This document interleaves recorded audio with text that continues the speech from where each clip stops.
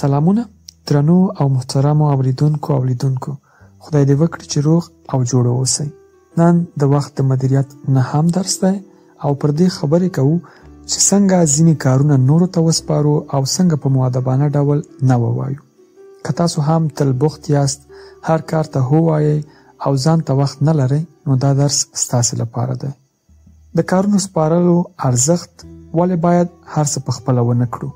موږ انسانان یو، نه روبوټ.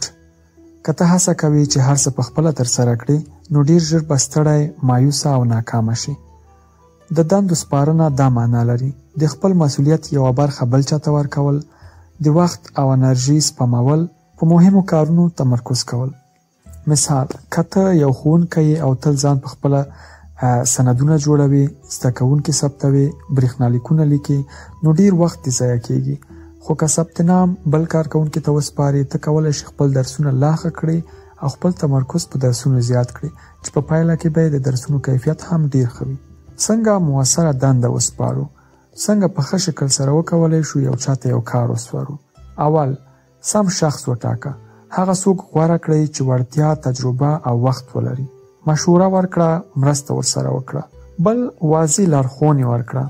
کار ورته روښانه تشریح کړه: ته باید دا فایل تر سبا غرمې پورې په دغه شکل وړاندې کړې. هدف، وخت او منابع ورته تعریف کړه. اعتماد وکړه، نه مداخله. یو ځل چې د چاته دنده وسپارله، یو کار دې ورکړ، بیا پرې باور وکړه. بې ځایه مداخله او ګډوډي مه پیدا کوه. بله مهمه خبره د نه ویلو مهارت دی. څنګه له بې ځایه کارونو ځان خلاص کړو؟ موږ اکثره د دې لپاره ستړي یو چې هر چاته هو وایو. کله باید نه ووایو. که یو کار ستا له هدف سره اړخ نه لګول، کولی شي په ډاډه زړه نه ووایي. که وخت نه لري یا بل مهم مسؤلیت لري، بیا هم کولی شي چې یو چاته په ډاډه زړه نه ووایي. که غواړئ کیفیت وساتئ، نه یوازې کمیت. ځینې وخت یو کار له حده زیات وي چې تاته سپارل کېږي، خو تاسو غواړئ چې کیفیت وساتئ، نه کمیت، نو تاسو کولی شئ چې نه ووایئ. څنګه نه ووایو پرته له دې چې اړیکه خرابه شي؟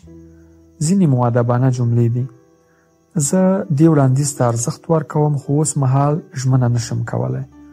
مننه چې را سره شریک دې کړ، خو زه دا مهال بوخت یم. زه باید پر خپلو اهدافو تمرکز وکړم، بخښنه غواړم، دې ته وخت نه لرم. دا ډول ځوابونه در سره مرسته کوي چې احترام هم وساتي او خپل وخت هم خوندي کړي.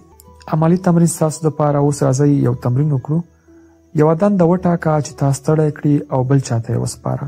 مثلا د ورځې راپور برابرول، برېښنالیک ته ځواب ورکول یا د موادو راټولول. بل، یوه بې ځایه غوښتنه یا فعالیت وپېژنه او مؤدبانه ورته نه ووایه. هدف دا دی چې ته خپل وخت بادار واوسې، نه د نورو غلام. نو په پایله کې ویلی شو ستاسو وخت د هر څه نه زیات ارزښت لري. نو که تاسو غواړئ پرمختګ وکړئ، ذهن پاک وساتئ او فشار کم کړئ، نو باید ځینې کارونه نورو ته وسپارئ او د نه ویل زده کړئ. په یاد ولرئ، نه ویل بد نه دي. دا ستاسو د ژوند د نظم نښه ده. او نورو ته کارونه سپارل دا معنا نه لري چې تاسې کمزور یاست، بلکې دا د لیډر یا د هغه مشرتابه یا د رهبر خصوصیات دي. ستاسو له توجه څخه ډېره زیاته مننه. دا د وخت د مدیریت نه هم درس و چې تاسو ته وړاندې شو. تاسو کولی شئ خپل نیک نظرونه له موږ سره شریک کړئ. موږ همیشه ستاسو د نیکو نظرونو پر تمه یو. خوشحاله او سرلوړي اوسئ.